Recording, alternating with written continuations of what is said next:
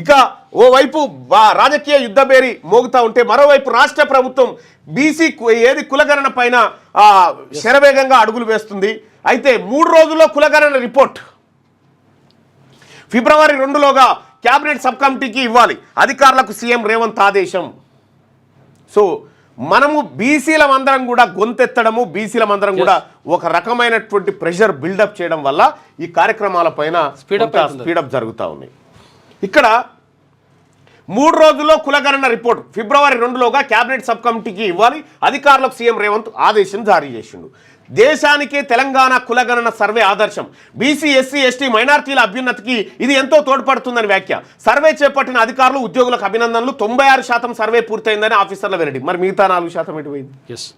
అంటే ఇది సమగ్రంగా జరగలేదు. 4% వివరాలే రాలేదని, అది కొన్ని కుటుంబాలు నిరాకరించడం వల్లనేనని వివరణ. మరి వాళ్ళని ఎందులో చేరుస్తారు? కొన్ని కుటుంబాలు నిరాకరించినాయి, కొన్ని కుటుంబాల దగ్గరికి పోలేదంట. అది కూడా చూడరు, పోలేదు. కేసీఆర్ గారు సమగ్ర కుటుంబ ఇప్పుడు ఈ సర్వే హరీష్ రావు పాల్గొనలే. ఇలా ఫస్ట్ వీక్లో పంచాయతీ ఎన్నికల పైన క్లారిటీ. కానీ నేను ఒకటి చెప్పదలుచుకున్నా, బీసీలకు రిజర్వేషన్ అనేటువంటి టాపిక్ వచ్చినప్పుడల్లా జానారెడ్డి గారు ఎందుకు వస్తారు? జానారెడ్డి గారికి ఏం పని? బీసీల రిజర్వేషన్ల మీద ఒక బీసీ నాయకుని పిలవండి అక్కడికి. కానీ జానారెడ్డి గారు వస్తూ ఉన్నాడు ఎందుకు? ప్రతిసారి బీసీల మీటింగ్ అనగానే జానారెడ్డి గారు వచ్చేది బీసీలకు రిజర్వేషన్లు రాకుండా ఎట్లా అడ్డుకోవాలని చెప్పడానికి వస్తూ ఉన్నాడా? జానారెడ్డి గారు ఎప్పుడన్నా బీసీలకు రిజర్వేషన్లు ఇవ్వాలని చెప్పిండా? మరి అడ్డుకునేటువంటి వ్యక్తిని ఇక్కడ పెట్టడం ఎందుకు? అలా కేకే తప్ప ఎవరు లేరు ఇప్పుడు. అడ్డుకోవడానికి తప్ప దేనికోసం జానారెడ్డి గారు ఏ హోదాలో వచ్చి కూర్చుంటున్నారు అక్కడ? ఈ లెక్కలు తేలాలి. వీళ్ళు ఎవరెవరు ఏ కుట్రలు చేస్తూ ఉన్నారు ఈ లెక్కలు తేలాల్సిందే. అందుకోసం బీసీల యుద్ధ పేరు మోగాలి. జానారెడ్డి గారికి ఏం పని? ఇక్కడ ఈ బీసీలకు సంబంధించినటువంటి సమావేశంలో బీసీలకు సంబంధించినటువంటి నిర్ణయాన్ని ముఖ్యమంత్రి రేవంత్ రెడ్డి గారు చేస్తున్నటువంటి సమయంలో జానారెడ్డి గారికి ఏం పని? అందులో బీసీల కోసమే ఆయన ఎందుకు వర్క్ చేస్తూ ఉన్నాడు? అంటే వీళ్ళకి ఎట్టి పరిస్థితుల్లో రాజకీయంగా పైకి రావద్దు, వీళ్ళకి ఉద్యోగాలు దక్కకూడదు అనేటువంటి కమిషన్ జానారెడ్డి గారి నేతృత్వంలో వేసిర్రా? ఎందుకు నేను అడుగుతా ఉన్నా, జానారెడ్డి గారు మీరెందుకు వస్తూ ఉన్నారు? మా బీసీలకు సంబంధించినటువంటి అంశం చర్చకు వచ్చినప్పుడల్లా మీరు ఎందుకు వస్తూ ఉన్నారు సభకి? ఆ మీటింగ్లో ఎందుకు కూర్చుంటున్నారు? మీరు వివరణ ఇవ్వండి, ఒక వీడియో చేసి ఎందుకు వస్తూ ఉన్నారు అనేది వివరణ ఇవ్వండి.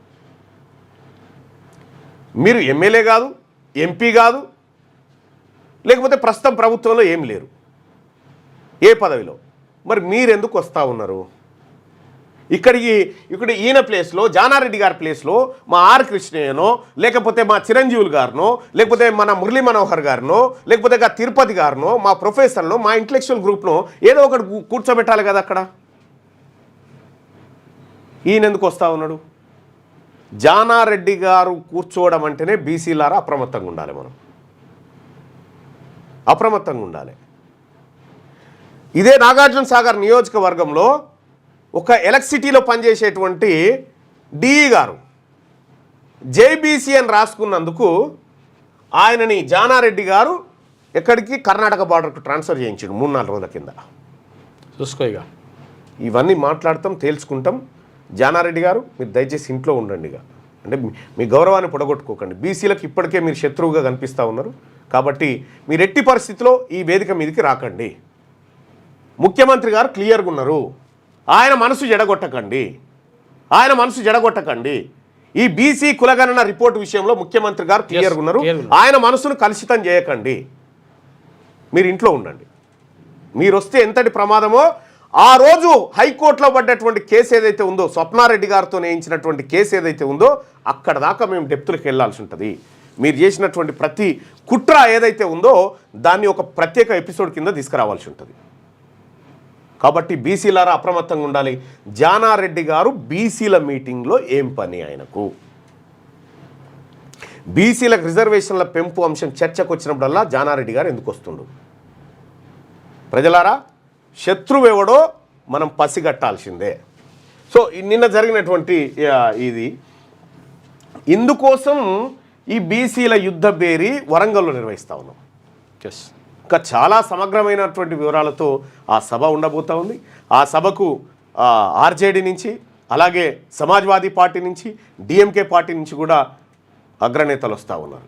క్యూ న్యూస్ ఛానల్లో పనిచేయటకు అనుభవం గల సీనియర్ వీడియో ఎడిటర్స్ కావాలను సంప్రదించవలసిన నెంబర్ 8688926084. qnewsads@gmail.com ను సంప్రదించండి. లైక్ చేయండి.